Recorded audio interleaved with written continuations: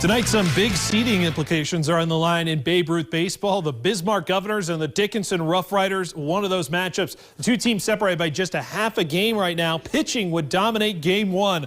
Bottom of the second, no score. Bunt right back to Nick DeChamp, and he's going to get the lead runner. A good defensive play there to prevent a run. Now to the fourth. Rough Riders trying to bunt, but the runner goes as Crew Walker and Cade Feeney connection too good. And they get the out of second. The story, though, was the pitching. Governor Skylar Reininger was lights out, getting 7 strikeouts through the first 4 innings, and it's the Govs that pick up a 1-0 win. Moving to game 2, a little more offense in this one, but we're going to start on the mound. Dickinson's Kobe Krenz ends up striking out the side to start this one. Already with a 1-0 lead, you can't do any better from him from the start here. In the second, though, man on second, Nathaniel Gillick with a shot to the gap brings home a run. Gillick with a triple, 2-0 Rough Riders. Then the next batter, Logan Benz with a high fly. Tough play, but look at the grab from Connor Wycombe. But the run will score, 3-0 Dickinson at that point, and the Rough Riders grab a big win, 5-1 on the road. Now the Mandan Chiefs hosting the Williston Keybirds. Chiefs out in front, 2-1 in the bottom of the fourth. Isaac Huddle at the plate. With the bases loaded, drops one to shallow left. That'll score 2. 2 ribbies for him, makes it 4-1. To the top of the fifth now, Dale Jorstad, hits a line drive with the bases loaded, and a triple ties the ball game at 4. Next batter is Kyle Mischke with 1 out. Hits the grounder to the right side, but that does the job and gives the Keybirds the lead back and forth. Williston ends up taking a wild one, 11-6-8.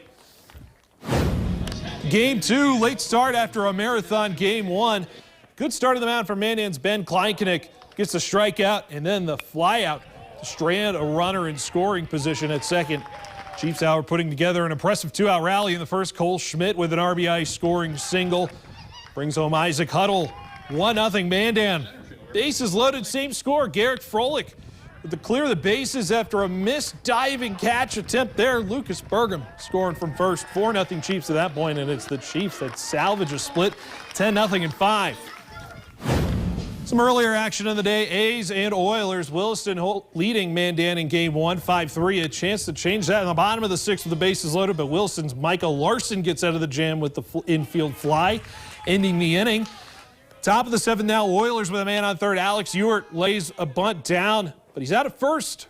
It's good enough to score a run, 6-3 Williston. A's not done, though. In the bottom of the 7th, the pass ball is going to score. Evan Fleck from third. The late run isn't enough for Mandan. Oilers win 6-4. Game 2 now, all tied up at 0. The bottom of the 2nd, Dylan Geiger at the plate. The runner is going, and Geiger finds the gap. That scores Turner locked in all the way from first to make it 1-0. Then to the top of the 3rd now, Oilers with a man on third. Pitch is going to bounce to the backstop, and that will tie the game at 1. It was back and forth also in this one, but it's Mandan that wins this one 13-3, splitting the series. A lot of scores to get to tonight. Minot Vistas drop a tough couple games at home against Grand Forks. Over in Watford City, the Metros get a pair of wins. Down the road in Hazen, the Astros sweep Belfield.